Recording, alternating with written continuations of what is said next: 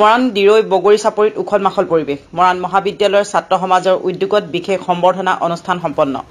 2023 বৰ্ষৰ বিদায় ক্ষণলৈ মাথো কেইটামান দিন বাকী থকাৰ অৱস্থাত চৰাইদেউ জিলা মাহমৰা ৰাজচক্ৰৰ অন্তৰ্গত কচুমাৰী দিৰৈ বগৰী চাপৰিত এক উখল মাখল পৰিৱেশ সৃষ্টি হৈছে।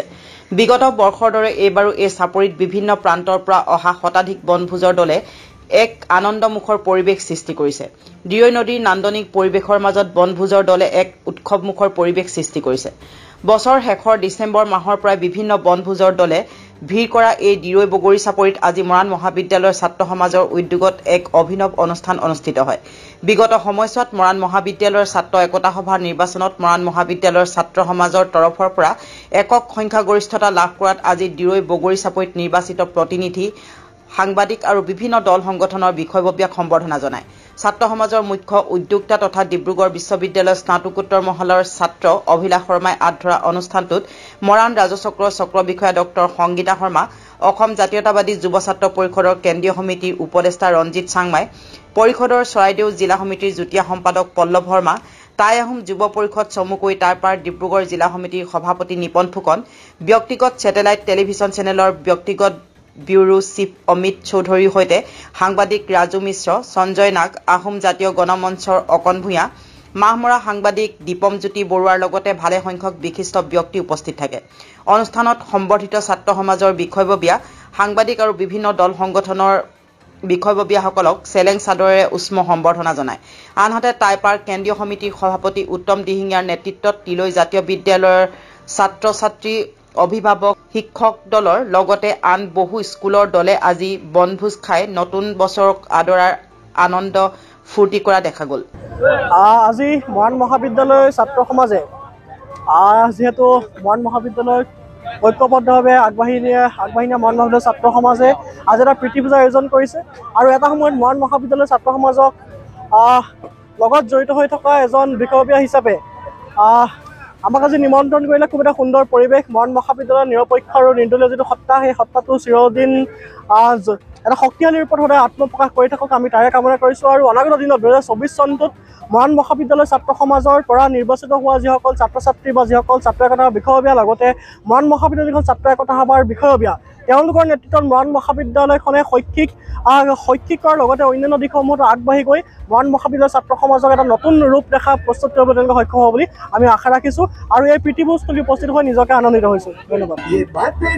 আচলতে বগৰী চাপৰি যিটো জেগা আমাৰ মৰাণৰ পৰা দাঁতিকাষৰীয়া হিচাপে তো খুব ভাল লাগিছে। খুব এটা সুন্দৰভাৱে এটা পৰিৱেশ গঢ়ি তোলা হৈছে। এটা চাফ চিকুণৰ বিষয়টো যে আমি ক'বলৈ যাওঁ, খুব সুন্দৰভাৱে চাফ চিকুণ আমি পাইছোঁ। তেওঁলোকে আহোঁতে সময়তে কিবা এটা টেক্স লৈছে, সেইটো আমি ইমান ক'বলগীয়া নাই, কাৰণ যিটো পৰিৱেশ এটা দিছে। তো আমি তিলৈ জাতীয় বিদ্যালয়ৰ পৰা আমি আজি শিক্ষকবৃন্দ মানে একত্ৰিতভাৱে আজি এটা বনভোজ খাবলৈ ইয়াতে আহিছোঁ। যিটো পৰিৱেশ আমি আশা কৰি আহিছিলোঁ, সেই পৰিৱেশটো আমি ইয়াত পাইছোঁ। যথেষ্ট ভাল লাগিছে। আমাৰ সহকৰ্মীসকলেও খুব আনন্দ কৰিছে। এনেকুৱা এটা পৰিৱেশ আমাক লাগে, কাৰণ আমি এতিয়া যদি অকল ভাত এসাঁজ খাবৰ কাৰণে যদি ইয়াতকৈ বহুত দূৰলৈ যাবলগীয়া হয়, তেতিয়া খুব এটা পৰিৱেশ নাথাকে। কিন্তু একেবাৰে কম খৰচত, আমাৰ যাতায়াতৰ নামত কোনো খৰচা নাই, এনেকুৱা এটা পৰিৱেশ এটা ইয়াত পাইছোঁ। ভাল লাগিছে। যিসকলে উদ্যোগ লৈছে তেওঁলোকৰো আমি শুভেচ্ছা জ্ঞাপন কৰিছোঁ। কিন্তু এটা কথা, এখন গাড়ী কিন্তু দুবাৰ অহাৰ নামত কিন্তু তেওঁলোকৰ পৰা এটা দুবাৰ ফিজ লোৱা এটা ব্যৱস্থা কৰিব নালাগে। তেওঁলোকক এটা ছিষ্টেমেটিক ৰাখিব লাগে, যাতে এবাৰ সোমালে তেওঁলোকৰ যিটো 400 বা 500 টকা লৈছে, এবাৰেই ল'ব লাগে, দুবাৰ কিন্তু লোৱাৰ ব্যৱস্থা কৰিব লাগে। এটা টিমত 400 টকা বা 300 টকা লৈছে, সেইটো আমাৰ ক'বলগীয়া নাই। কিন্তু বেছি যদি পইচা লয়, সেইটো খালি বেয়া কথা হ'ব। গতিকে এইটো খুব ভাল লাগিছে। আমি আশা ৰাখিছোঁ আজি বগৰী চাপৰিৰ পৰা আমি এই আপোনালোকৰ মাধ্যমৰ যোগেদি সমগ্ৰ অসমবাসীলৈ আমাৰ তৰফৰ পৰা তিলৈ মানে জাতীয় বিদ্যালয়ৰ তৰফৰ পৰা আন্তৰিক শুভেচ্ছা আৰু কৃতজ্ঞতা জ্ঞাপন কৰিছোঁ। মই পোনপ্ৰথমে আহিবলগীয়া নতুন বছৰ তথা আগন্তুক ভোগালী বিহুৰ আপোনালোকৰ যোগেদি সকলো অসমবাসী ৰাইজক শুভেচ্ছা জ্ঞাপন কৰিছোঁ। লগতে ক'ব বিচাৰিছোঁ যে এইখন হৈছে বগৰী চাপৰি। ইয়াত কিন্তু মৰাণৰ বিভিন্ন অঞ্চলৰ পৰা আহি পিনি পিকনিক খাই ৰাইজে উপভোগ কৰি পিকনিক খাই দিনটো উপভোগ কৰি দিনটো কটাইহি। মৰাণৰ বহুত অঞ্চলত, ডিব্ৰুগড় হওক, শিৱসাগৰ বহুত অঞ্চলত পিকনিকৰ স্থল আছে, কিন্তু ইয়াত কিন্তু এই মৰাণত বগৰী চাপৰি বুলি এই জেগাডোখৰ আছে, যিডোখৰ জেগাত কিন্তু অতি সুন্দৰ আৰু সকলোৱে আহি পিনি ইয়াত উপভোগ কৰেহি। আৰু বেলেগে যদি গম নাপায়, তেনেহ'লে তেখেতলোকে আহি ইয়াত সুন্দৰকৈ উপভোগ কৰি দিনটো উপভোগ কৰিবলৈ ইয়াত সুবিধা আছে। আৰু সকলোৱে আহি যেন ইয়াত সুন্দৰকৈ আহি পিকনিক খাই পিনি আৰু সুস্বাস্থ্যভাৱে আগবাঢ়ি যায়। সুবিধা মানে তেখেতলোকৰ যিসকল আহি পিনি ইয়াত তেখেতলোকৰ কাৰণে সোমাই আহি পিনি নিৰ্দিষ্ট জেগা ঠিক কৰি থোৱা আছে, সম্পূৰ্ণ চফা কৰি থোৱা হয় জেগাখিনি, আৰু পিকনিক খাই যিসকল গুচি যায় তাৰপিছত জেগাডোখৰ সম্পূৰ্ণ চফা কৰি থোৱা হয়, আৰু যিসকল অসুবিধা নহ'বৰ বাবে যি কৰিব লাগে তেখেতলোকক চোৱা চিতা কৰা হয় ৰাইজক।